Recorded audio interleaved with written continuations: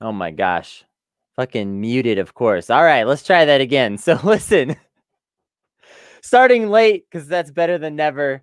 It's only me here right now. Some other people might be swinging by, but for the moment, I'm here, bringing some sort of election update, doing my best.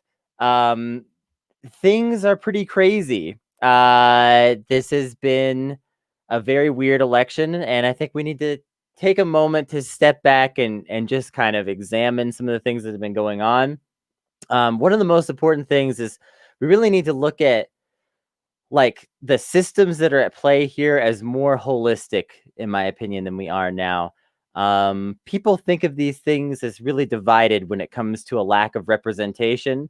But part of the reason why our polling is so wrong is because of this lack of representation. When you continually fail to represent people, when you continually fail to bring people's interests forward, to make them feel heard, that has ripples that go out and have these larger effects.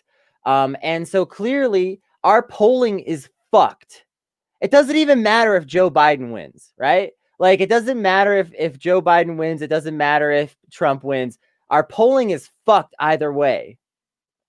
And we know that now. It was we had it in the primaries first. The polling for the primaries was fucked. I shouldn't be swearing so much because I'm trying to get YouTube monetized because I'm fucking poor, but whatever. I'm going to swear because this is a messed up situation. All right. So we knew in the primaries that the primary polling was not right. That, I mean, whether you want to say it's rigged or not, we'll get more into that in a minute. Like, we knew that the polling was not correct. We knew in 2016 that the polling was not correct, and nothing significant about the polling has changed. The pollsters have made a few mumblings that, oh, we've done this, we've done that. A few of them are calling cell phones. Some of them say, oh, yeah, we're calling more people in, these neighborhoods that we don't normally call, where disadvantaged people live and people of color.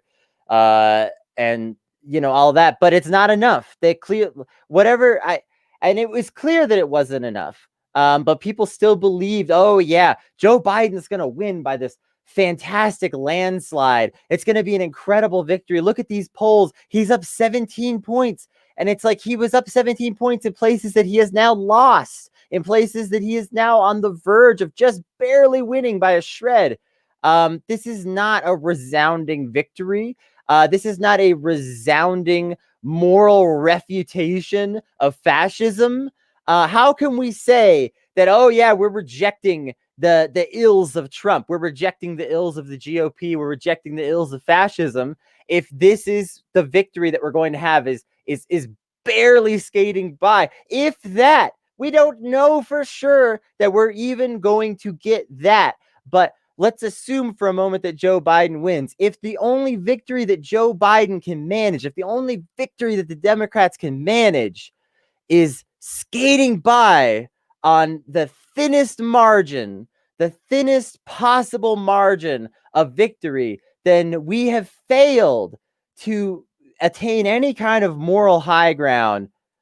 We have failed to attain any kind of anything really in terms of like proving that we have something better to offer on the side of the Democrats. And of course, I'm not like really a Democrat, but if you're left of the Republicans in this country, then like the Democrats are the only major party that like, you have like half a chance of feeling slightly represented in, because it's not coming from the Republicans. So, people on the left, no matter how much we hate them, no matter how much we try not to, we tend to look to the Democratic Party as hopefully is going to be better, just a little bit better.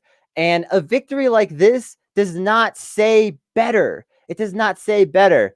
I really want to highlight this comment. There were so many amazing candidates. I feel certain that almost 2/3 of the candidates that ran would have performed better in the general election than this, probably. Clearly not Kamala Harris, because she was on the ticket. She didn't do shit to deliver those votes. But like some of the other people, even people that I didn't like very much. Fuck, Pete Buttigieg. I hated that guy. He probably would have performed better in the general election than this. Like this just seems ridiculous. Like we're barely skating by on a marginal victory, maybe. And is Biden even going to win? Who knows? It seems like, everybody's kind of like at this point feeling like somewhat confident, but we all know that we can't really be confident in something this narrow. Right now, we're looking at basically a few states left that are going to decide the election more or less. If Joe Biden manages to win both Nevada and Michigan, and those things do seem like they could happen, then we're basically in the clear. But my God, I mean, this is one of the closest electoral victories. I mean, this is, the funny thing is like if he wins this way, he's basically won the way Trump won. He's won on that paper thin, that little tiny shred. Like people said about Trump's victory that it was sort of like just naturally being dealt a great hand in poker, like being dealt 3 aces or something. Something that's just statistically really unlikely, or even being dealt 4 aces, just something that's statistically really unlikely. This combination of states and votes and electoral votes and blah, blah, that provided Trump his victory was kind of unusual. And it's one of the things that has cast continual doubt upon the legitimacy of him. Is he legitimate if he only won with blank, blank, blank? That's if Biden wins, that's all we've got now. That's all we've got now is fucking, well, Joe Biden did technically just barely pull out a victory through like the sheer grace of God and a few lucky swings. I mean, and of course, like we have to be sure. We don't even know for sure if Arizona is 100% going to go Biden, but assuming it does, it's going to be like off of the back of stuff like that. And like that's the victory. That's the fucking victory over fascism. No one is going to be satisfied by this. The Republicans are going to freak out if Biden wins through this narrow margin.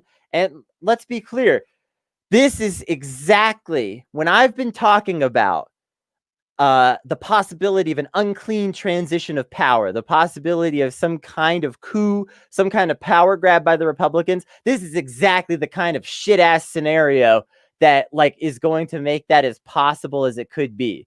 So with this weak victory, this narrow, almost non-grasp on victory that we have, that leads the perfect way for Trump to step in and say, oh, I don't know if these election results are valid, and he's already doing it. He already declared victory irresponsibly, which we knew he would do as soon as it got close. So Trump has declared victory, right? And now Trump has said that he wants a recount of Wisconsin. So he's already making it clear that he is not interested in accepting these results at all. Trump is not looking at the election results right now and saying, oh yeah, I'm gonna just hand over power. I don't know why anyone really thought that was so fucking likely, to be honest, that Donald Trump, this bully idiot fucking man child who just like demands and has gotten used to, he's a millionaire who has gotten used to just having his demands met his entire life. He's just going to hand over power cleanly. He's made it clear that wasn't going to happen, and now it seems less likely than ever. It just feels like an absolute disaster. And whose fault is it that we're here? Well, that's a complicated question, but the DNC absolutely has dropped the ball on so many levels. It's ridiculous. I'm getting frustrated because it's like I don't even know what to say about this stuff at this point. I feel like I've just been repeating myself over and over again on so many things. And that like the mainstream media just keeps presenting this narrative of, oh no, this, that, and that so many people keep buying into it, even people that should know better, even myself at times, to be clear. I'm not trying to be hyper judgmental here or anything, But we have to start seeing through some of this stuff and demanding more. When the polling was off in 2016, we should have seen clear and credible and obvious changes to the nature of American political polling in the wake of 2016. There should have been no question that American political polling after 2016 needed an overhaul, a serious overhaul. And when you do these kind of overhauls, the problem is, all too often they're done in the dark. Again, a lot of these polling companies claim to have done this or that to make their polling better since 2016, but it obviously didn't amount to much because, again, it was done in the dark. So much of our political shit is being done in the dark. The DNC, made the courts give them the rights to do more things in the dark after 2016 because, people were mad about them essentially rigging a primary. And what is happening? No, it's like these things are still happening completely in the shadows, completely out of sight, no transparency, no accountability. It might seem insane to some people for me to be sitting here screaming about transparency of the polls, but clearly we need it. Clearly we have to demand more of these systems because these polls, they're just using them at this point. They're using the polls as tools of manipulation. They're not using the polls as scientific, reliable data. They're using them as tools of manipulation. Okay, this is the tactic of, just the absolute bottom of the barrel authoritarian countries. That's where we're at right now, right? So, they're using the polls as manipulation. So what I mean by this is that, the powers that be politically, and I'm not trying to sound like, oh, there's a shadow government. We know who these people are, okay? It's like fucking people like Tom Perez, all right? And people like Hillary Clinton, right? The powers that be politically, they manipulate polls to say things that they want to be true. This is the way that polling works now, okay? I don't know how long it's been this way in America. Maybe it's always been this way. All right. I just know that in my lifetime, it's been getting increasingly more this way. All right. The powers that be manipulate the polls to say what they want to say. So if the powers that be want you to vote Joe Biden instead of Bernie Sanders, they put out polls that show it being closer than it really would be, or show this or that, to make you think, oh, I guess Joe Biden, people really like him. Maybe I should also get on board or whatever. And they do this all the time. All right.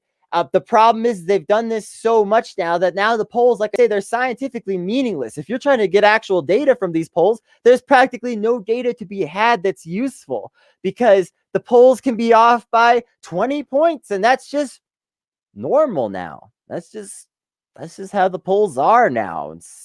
Somehow we're supposed to just accept that like a poll can just be off by 20 points and that we're not allowed to demand some kind of harsh accountability for this. And these things are critical to the function of our system. And it's crazy to pretend like they're not. Everybody who cares about politics watches polls.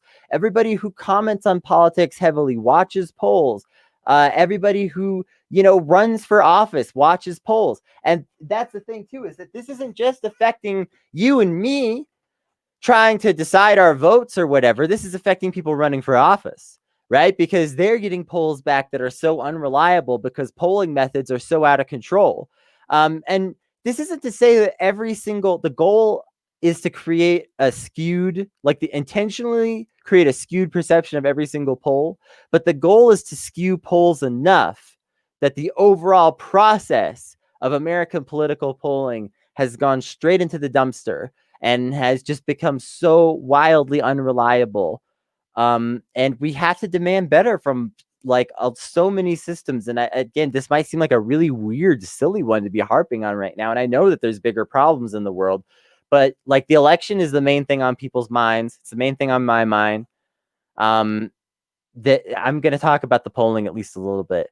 For some levity, though, I was thinking about earlier, with this election being today, it'd be wild if you had to if you had some other news you were trying to talk about today that was really important. Imagine in your town, one of the power companies dumped a ton of radioactive waste into the river today. and you're like trying to get everybody's attention because like people are literally like turning into zombies or something like completely over the top. And it's like no one would even notice if like some random town in like Delaware was being overrun with with zombies today, because like this election is so nuts. It's like it's all consuming. I'm trying to think about other things. I've been like trying to get other things done. I could barely like manage paying my bills and like sorting my rent out because like this is like just taking up so much of my thoughts. And I'm not even the most like distressed personally by it or anything, but it's all my friends right now. I mean, I have so many friends that are feeling distressed, and I can't blame them. Even if I feel like I can stomach somewhat the horribleness of this because I've expected it a little bit, I don't blame anyone for feeling horrible today. So I'm just trying to kind of like be there for everyone in my life. And I know everybody out there is probably trying to do the same. And I wish you luck in that. So let's talk about the remaining states that are still pretty close. And like what may happen from here for a few minutes. I'm just going to put this up on the screen. I know my production values are kind of low today. You'll have to forgive me. All right. So, basically, let me see if I can zoom this in a goodly amount. All right. All right, so basically, let's look at the map here and just talk about this. All right, so Joe Biden is definitely within striking distance of the goal now, which is closer than he was earlier. Earlier today, it still seemed unclear if he was going to reach something even this comfortable. But at this point, and I will say this, Google's page, I like their thing because it's just really clean, but and so it's good for just doing something like this. But I will say that like Google tends to jump the gun a little on like how they call results. And like Arizona, for instance, they're calling, and it's technically it's callable. The problem is, okay, this is like the reliability of our systems in question and like the issue of it. The problem is, okay, theoretically, Google is right to call Arizona right now because theoretically, there's not really that many votes out, and you kind of know somewhat how people were going to vote, except you don't really know how people are going to vote. And this is one of the problems that we're having right now, is that a lot of groups, especially the Democrats, are over anticipating how people are going to vote. I think if the Republicans are beating the Democrats on anything right now, one of the things they're seriously beating the Democrats on is that they're not trying to over anticipate how people vote. They're not trying to just assume that they can't win certain demographics or that certain demographics are absolutely in their pocket. The Republicans are not operating in that mindset, whereas the Democrats absolutely are. So, people will be kind of over eager to assume in particular, oh, well, like a lot of older Black people are reliable Democratic voters. Well, some of those people went to the Republicans unexpectedly. Latinos are reliable Democratic voters. They're not if you don't offer them anything and you treat them badly. So like, we're seeing these like votes come in that aren't as reliable as people would like. And so this like Arizona call, it's close enough that like you ought to be able to call it, but really they shouldn't be calling this yet, unfortunately, because the reality is that, like I say, this stuff is too up in the air. I tweeted a while back, every state is a swing state, and some people were like definitely disagreeing heavily with, what are you talking about, Kennedy? Not every state is a swing state. But I'm going to say it again, every state is a swing state. You do not know what's going on in the minds of voters there. You can never guarantee that people are going to be exactly the same as they were 4 years ago. You can never guarantee that it's going to be the exact same people voting as were 4 years ago. And especially like in like these times that we live in now, climate change migration has already effectively started. So here we are. Things are, people are moving around. A lot of demographics are changing all the time. And we're expected to believe that, oh, yes, these counties always vote this way, so they're going to continue to always vote that way. Those things don't hold true forever. People die. I mean, my God, So anyway, Arizona, this map is calling it. I think that's a little premature still. I think it's kind of safe, but Arizona is not a safe blue state or anything. So we'll see where the votes really come in. Assuming Arizona is safe, then if Biden does win Nevada and Michigan, it's as good as over. Well, except that, again, I don't think that we can count on Trump to do a clean transfer of power, but will Biden for sure win Michigan and Nevada? No, that's not for sure. And I think Nevada in particular, they're within very close striking distance of each other right now. 6 electoral votes may not sound like a lot, but it's everything at the moment. I think that Nevada is an unpredictable place and that there's a lot of conservative sentiments there. Particularly, a lot of people there have that like kind of conservative, especially in the way that they like that Trump is a businessman kind of thing. And like some people are going to be drawn towards that. So I think that this election is still anything but guaranteed. And if Biden manages to squeak out this win again, as I've been saying, on like the thinnest of margins, then this is not a moral victory. But that's where we stand right now, is that it's still very close. Biden, things do look kind of hopeful for him theoretically. But again, I don't believe that Trump is interested in a clean transfer of power, especially an election this close. So I don't think that, we're going to see, just everything goes fine from here. Doesn't seem to make sense to me.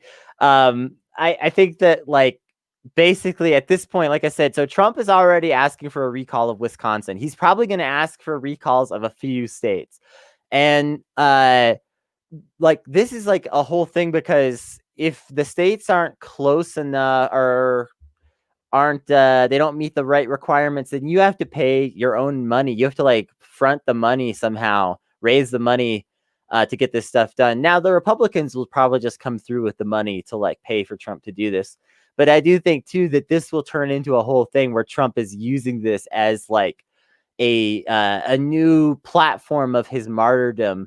The Democrats, they forced me to spend my own money to go around to these states just to prove that I won, and they tried to squeeze me out of the election that was rightfully mine, and I had to spend $3 million per recount. Like, he's going to have a whole narrative that he spins out of this. You just know it. You could just already smell it coming. And the funny thing, too, knowing Trump, he probably won't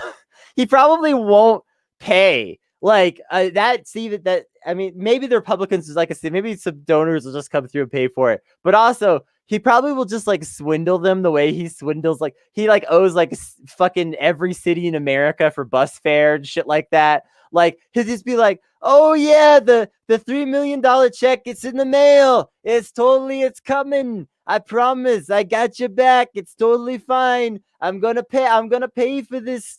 Like, I swear to God, he's not even gonna pay.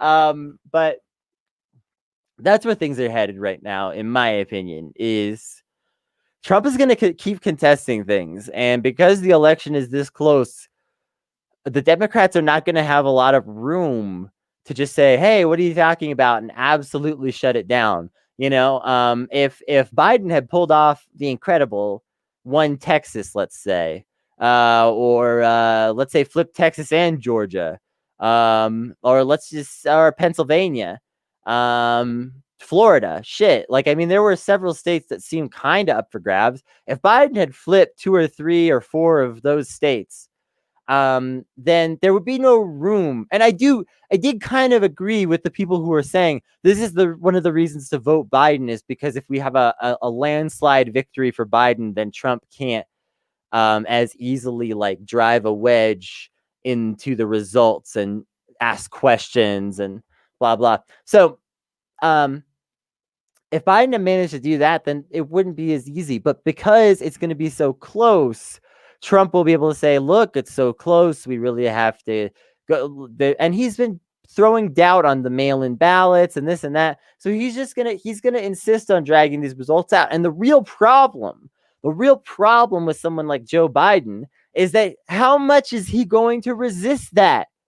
How much is he going to resist that? We know that Joe has a problem of just being like the blue dog, lay down, roll over, whatever Democrat, right? And so like how is Joe Biden going to refute Trump's? He's going to be like, oh, come now, but he'll be like, yes, let's do the recount. I believe in civility or whatever. If you really want this recount, Donald Trump, then we'll have it. He'll accept it to some extent, probably. And all of that is just opportunities for fraud.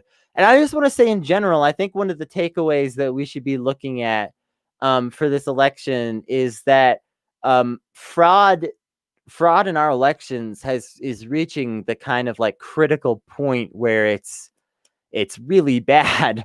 I think a lot of people kind of assume that election fraud is like a binary. Like you either have not necessarily that you have 100% clean or 100% dirty elections. I don't think people are that crazy, or the average person is like that weird or dumb or something. But I think that we get it twisted a lot, where we think that an election is either mostly good or it's mostly corrupt. It's either mostly being safeguarded and holding up, holding water, holding weight, whatever you want to say, or it's mostly been undermined. It's mostly been corrupted. It's mostly unreliable. Things aren't necessarily that simple.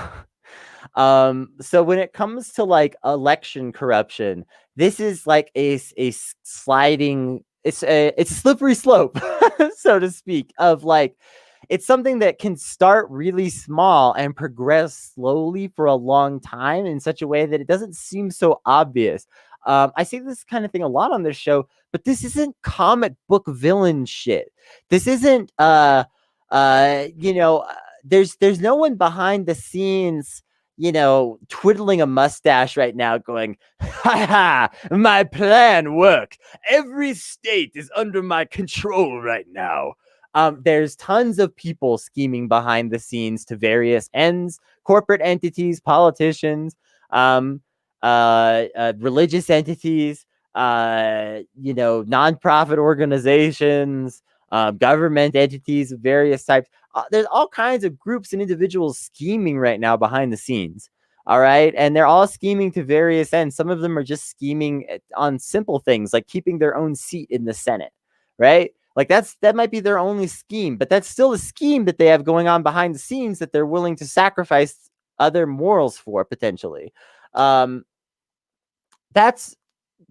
reaching the point with our elections where we're sliding off the edge of that cliff, and I think people are starting to see it, thankfully.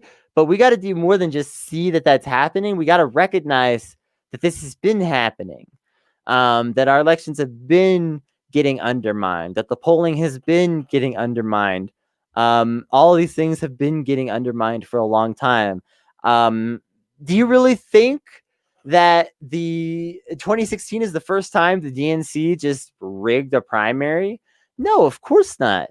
The primaries could have very easily been rigged against Dennis Kucinich, for all we know. Do you really think that like all of these things? And again, the question is to what extent, really.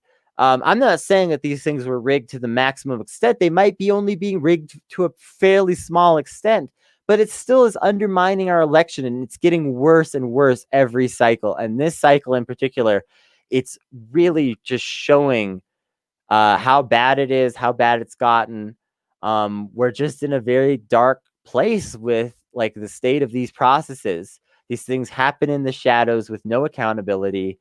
And we're supposed to trust them for some reason. There's this implicit trust that goes into all of this stuff. And this is literally magical thinking. This is puritanical magical thinking, to believe that these systems that a system is somehow purer than a person is very magical thinking. I think a lot of people have bought into that idea that like um, a machine of bureaucratic process or thought is purer than an individual. And it's all come apart. Well, anyway, no one else has joined me. I'm going to get out of here. Pretty shortly, I think. Let's talk about just maybe one or two more things. Before I do that, I'm not going to leave you right this minute, but soon. I do want to talk about. So Republican voter loyalty went up. I want to talk about that for a minute. The Democrats have bent over backwards for the so-called moderate Republican. The Lincoln Project got more money than, I mean, almost anything imaginable that was like a fundraising machine this cycle. I mean, not entirely. That's not entirely true, but it got tons of money. The Democrats have been going out of their way to court moderate Republicans, get those never Trumpers. You know, all the many never Trumpers. I think people kind of forgot that never Trumpers is more of like a part that people play in Congress than like an actual voter that like lives in Wisconsin. um, never Trumpers are not a huge voter base. The moderate Republicans are not a huge voter base.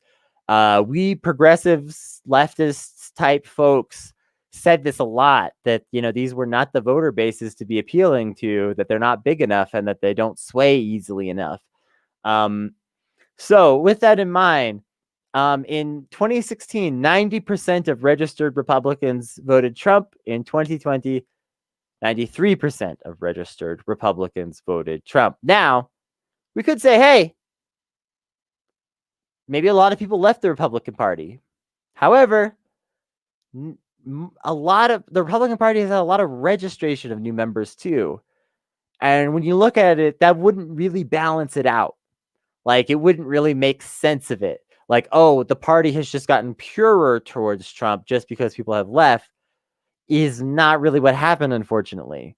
So all that work to court the moderate Republicans, I'm not saying that it was for nothing, but what I'm saying is that sometimes there's like an achievable goal that's right in front of you that wouldn't be so hard to like have right now. And sometimes there's something that's like way out there and like kind of impossible. And like the Democrats threw all of their money into the way out impossible goal and wouldn't reach for the achievable goals. They wouldn't reach for the voters like me. They would not reach for enough voters of color, enough voters dealing with the effects of coronavirus. They're not reaching enough of these people.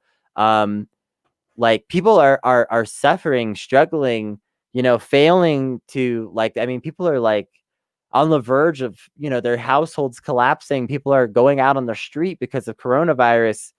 You have to offer those people something. Democrats, like, I don't know what else to say. Like, you have to offer those people something. I don't have much else to say. I just wanted to basically say fuck the Lincoln Project at the very least. And that, you know, you have to offer people something. The fact that the Democrats can't get a landslide right now when people are becoming homeless in record numbers and there's unemployment through the roof, a pandemic has killed hundreds of thousands of people, many of them unnecessarily, possibly as many as 75%, I've heard. How can the Democrats not get a landslide out of that? I don't understand it. It just feels like you have every factor in your favor. You have every piece of the puzzle that you could need for an excellent platform. And this is harkens back to like the first debate when Donald Trump was demanding Joe Biden explain his ties to Russian money. And Joe Biden is standing there looking like he doesn't have a response. why is it that the Democrats don't have a response? Just in general. Why don't the Democrats have a response to any of this stuff? Why don't they have some narrative that is so compelling, that is a counter to Trump's narrative of pandemic disaster that we're living in, that it's causing Donald Trump to lose in a landslide? I don't understand. I truly do not understand how we've gotten to this point that the Democrats are this ineffectual. I understand that the Democrats are imperfect, that they are somewhat controlled opposition, and that they are not like a staunch, what's up, man? true left-wing party, but still, what's up? Have you been? Were you going for 5 the full? minutes. Were you going for the full Christmas today? Nope. I saw.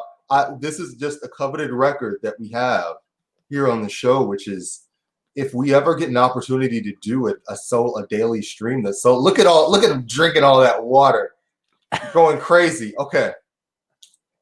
You have the opportunity to do a solo show. You do the whole thing for the whole hour by yourself. We call it a full Christmas, and you get a little point on a little board. And we have an internal. It's like, you remember in kindergarten had there's days, and then you put a star on the day, and at the end of the month, how many days did you have stars by your name or what? That's how we operate at Not Safe for Wonks. And if you get a whole month of stars, then you're allowed to unionize. Yeah. Ren's getting awfully close. I think there might be some election tampering in the future. But anyway, we'll just we'll do something. But anyway, I'll break a vase. I mean, Ren will break a vase. Yeah. But listen, because this is actually a good story. So what would be so important to stop me from doing coverage the day after election day for our podcast, which is a political podcast? Well, the real activists are fighting, but they're having what was really a miscommunication. Okay.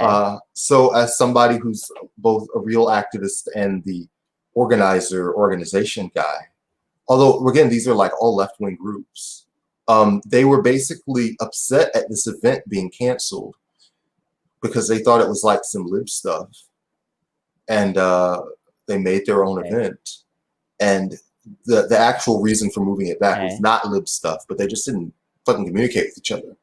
So I'm sitting here figuring out that for the last 40 minutes, right? Just trying to get everybody to chill out and communicate with each other. And so I get here and I turn on my thing and you're talking. And so I look and I'm like, wait a second. And then I check the Discord. And Rachel, no, actually this happened in opposite order. I checked the Discord first. And Rachel was like, I got to peel out. And so Kennedy was like, I guess I'm going to do this. And then I went and switched to the stream. I was like, dun, dun, dun. My God. My God, they're going for it. The full Christmas. The full Christmas. And so I sprinted through my house, just pumping my arms to log in here as soon as possible and catch that interception before you could score that vital touchdown. Listen, I managed to rant for 35 minutes uninterrupted and didn't go down to 0 viewers. I'm pretty proud of that. Hell yeah. I assumed the first time I went Christmas, I was just gonna hit that big O. Oh well. I'm glad that I was able to give my story and it didn't go down to 0 either. Because they're both good stories. Listen, I have news. Yeah. I have an update on the presidential election that we should all. This is very important. This is critical, important stuff. Yeah. Kanye West has conceded. Yes, I saw that. He posted a picture of himself, and the caption was like, "Welp." Yeah. What else can you say? You say what you want about Kanye West. You can say this about Kanye West. He's a better candidate for president than fucking Howie Hawkins, who every time that Kanye and Howie were on the same fucking ballot, Kanye blew Howie out. How are you, a person who's an organizer of a third political party, and you were just continually beaten in red states, in blue states, from sea to shining sea, literally, by just a complete goofball I who he has I 8 dope albums, but listen, he doesn't have a campaign organization. That literally just and also he's reviled by the libs. MAGA people want Trump. They're a cult. They love him. They're not voting for Kanye. So these are literally just people who went there to meme. You guys are literally less than a meme. The collective power organization is less than a meme. Green Party, get it? This is together. yeah. I wanted to say this is not necessarily Fix so it. much of an indictment of Howie as it is of the No. fucking party. The The Green Party is a goddamn fucking. It is Train wreck, disaster. You know what? I take back everything I ever said about Movement for a People's Party. Let's do it. That's I know, right? Let's do it. Even if, listen, even genuinely, just looking at the last 30 fucking years of the Green Party, if the People's Party were to literally their only organizational goal, no protests, no sit-ins, no phone calls, no fundraising, just begging celebrities to run for president on their ticket, literally would do more just based on, you know, the fucking getting close to 5%, which is all that the fucking Green Party talks about when you talk to them, right? So numerically speaking, Katy Perry would be just melt down the Green Party and give it to Katy Perry, and she can wear it as a chain and be your nominee, and she would literally be a better person than the entire Green Party. Give it to Lil Yachty. Yeah. Damn. Wow. You wow, man. This is why we're a team. This is why. I don't give a fuck today. I don't give a fuck today neither. I'd say after I spent the last 40 minutes giving a fuck, but now I don't. Okay. I just want to say this too. I asked people that were not even friends of mine that are not staunch leftists at all. Okay, who do you think will get more of a percentage? The 2 days leading up to the election. Who do you think will get more of a percentage? Kanye West or Howie Hawkins? And my friends who are again, these are people who would not themselves. These are not Ryan Knight, I'm gonna vote Howie people. These are right. You know, a lot of them are good people that are more on the progressive side, but they're still relatively lib. And they were oh, Howie Hawkins will get a higher percentage. The Green Party should find itself over to Puff Daddy. Puff Daddy starting the Black Party. And, you know, that's probably going to be a meme party or whatever. Take the Green Party and just set the entire brand on fire. Yeah. Howie, I want you to go to Puffy's office. I want all of you and all Jill and everybody else out there to just stand in front of Puffy like you're auditioning for Making the Band. And then whatever Puffy tells you to do, just do it. And Puffy will run for president and be better at it. And whatever organizational stuff, Puff's money or whatever, just do what Puff says. Because I know you guys want it to be like a real leftist party, but get over it. The PSL is doing that. So what are y'all freaking doing? And I will say, I like that everybody else in the entire Twitter sphere today is getting their fucking Democratic Party hot takes in. I don't know what that says about us. That they're this is the time. Look, y'all can switch to any of these. Go just see what Sam Cedar's doing, the Young Turks, all these people, because you know they have high viewership and they can talk about these big issues and stuff like that. Yeah, we're thinking, because we're people that do the work, DTW, literally from day to day, not to pump our own chest, but we're out here on the streets doing shit.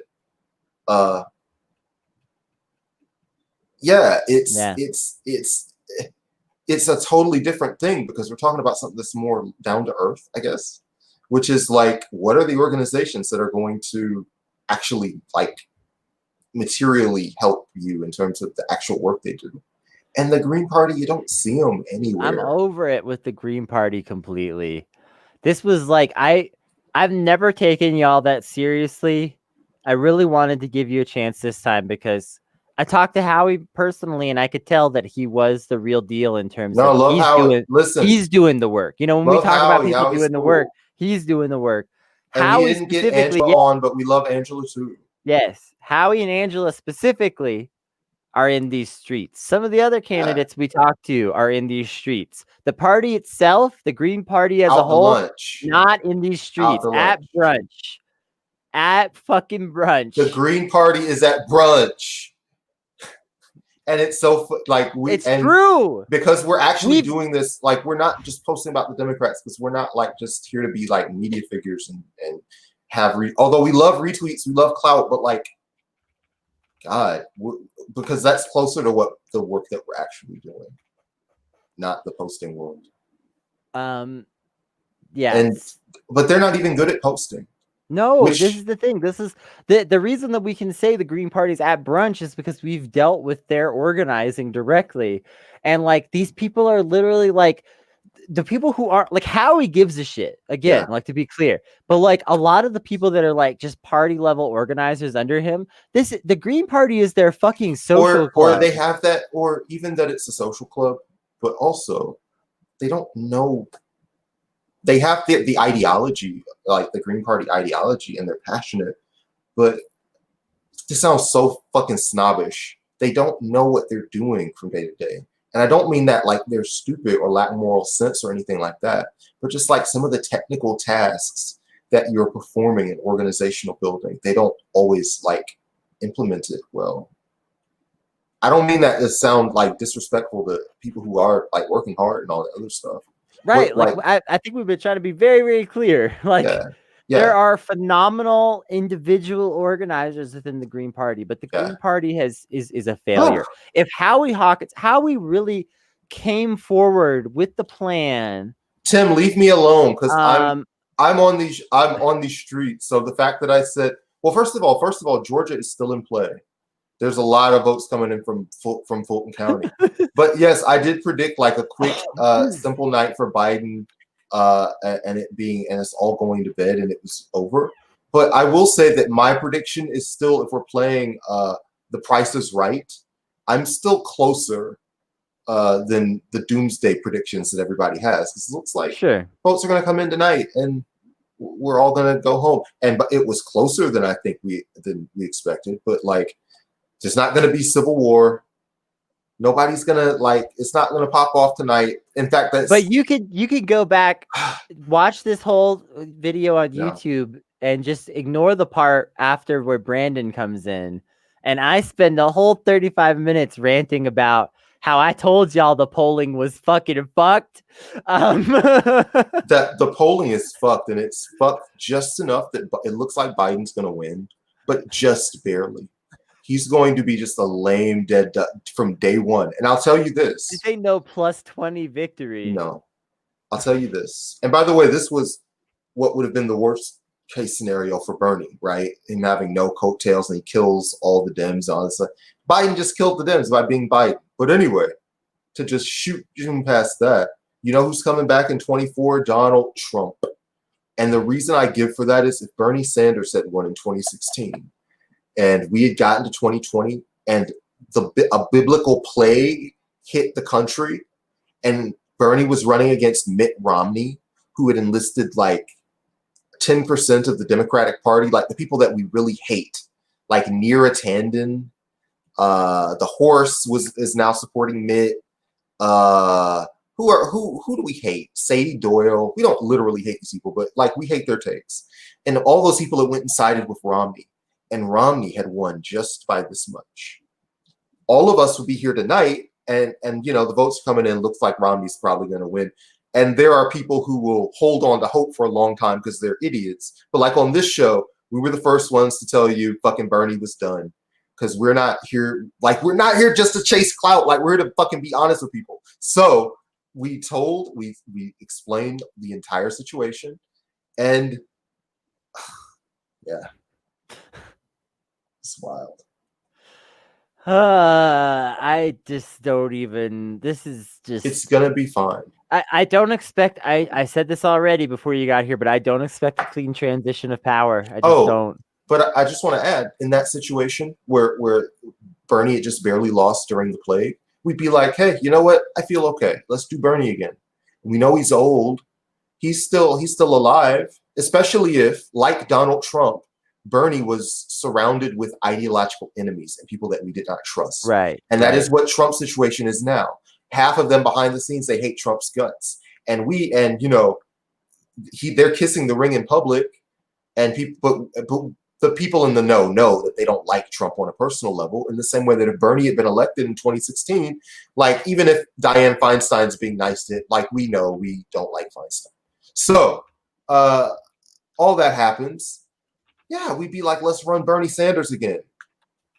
And that's what the Trump people are going to do, because he's the most popular politician on the right by far, the full support of the people, the full support of that party.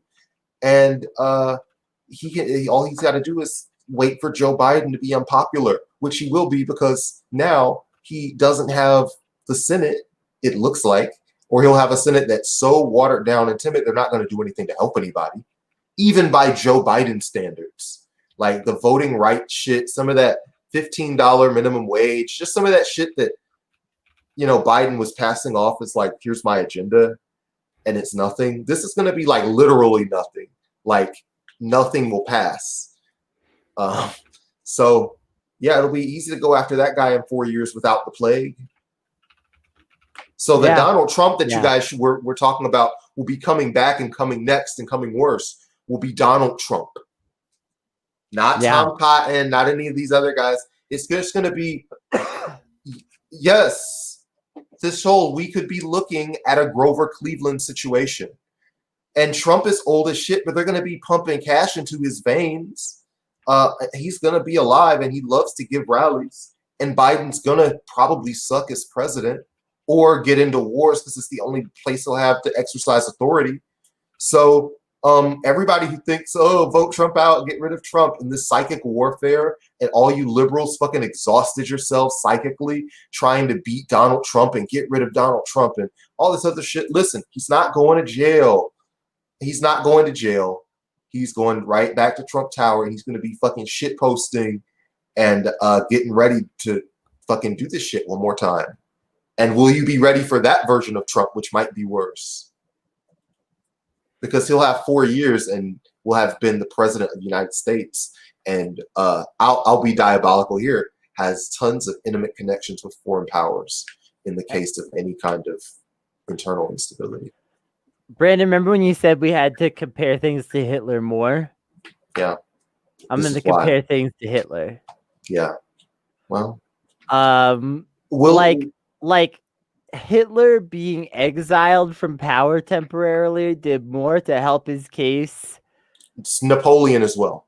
Right? Napoleon, like a lot of authoritarian dictators Trump comes back and he's going to say, I'm back like fucking Jordan with the 4-5.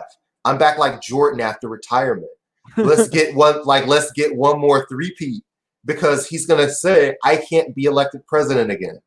And I stepped down peacefully. You guys remember when liberals thought that I was going to become a dictator? Fucking stupid liberals. Remember, look at this news article. This is from 2020, 11/4. They thought that, they were protesting and shit because they thought I was going to steal it. I just went home, guys.